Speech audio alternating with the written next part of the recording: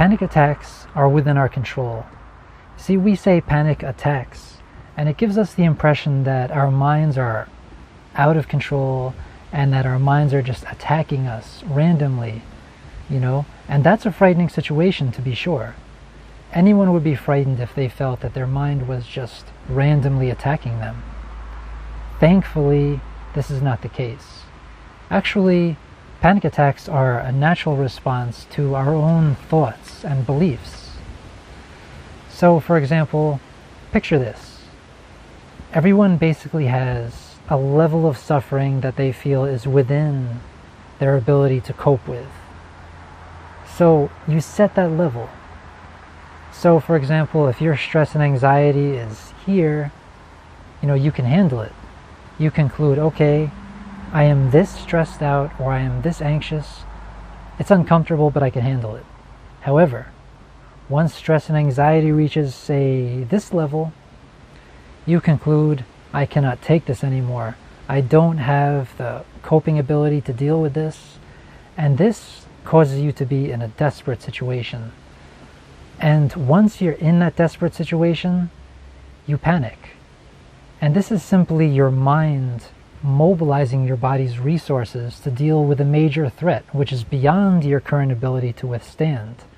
So your mind is basically saying, okay, this threat is beyond our current abilities, so let's mobilize all the body's resources so that we can find a way to deal with it. Having panic attacks doesn't mean you're crazy or that your mind is out of your control and attacking you. It simply means that you have come to this conclusion that certain aspects of life are a major threat and are too difficult for you to deal with. So it's perfectly normal to panic when you have those beliefs. So this is something I really want you all to understand, that you have control over this. It's like, for example, if you set an alarm clock and you say, okay, alarm clock, I want you to go off at 7 a.m. Now, the alarm clock is going to go off seemingly by itself at 7 a.m., but only because you set it to do so at that particular time. In the same way, if you wanted the alarm clock to go off at 9 a.m. instead, it will go off at 9 a.m. And though the alarm clock seems to have a mind of its own because it just goes off, you know that you set it to go off. In the same way, panic attacks happen at that level where we conclude that we are unable to withstand the threat. And we are the ones that determine that.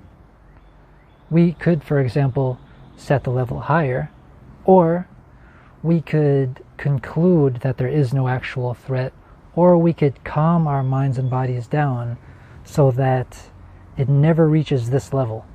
Keep it here, or even lower, and we won't panic. We just have to be very careful about not reaching that level that we have set the panic response to occur at. So, that's basically what causes panic attacks. Thank you very much for watching, and enjoy your day.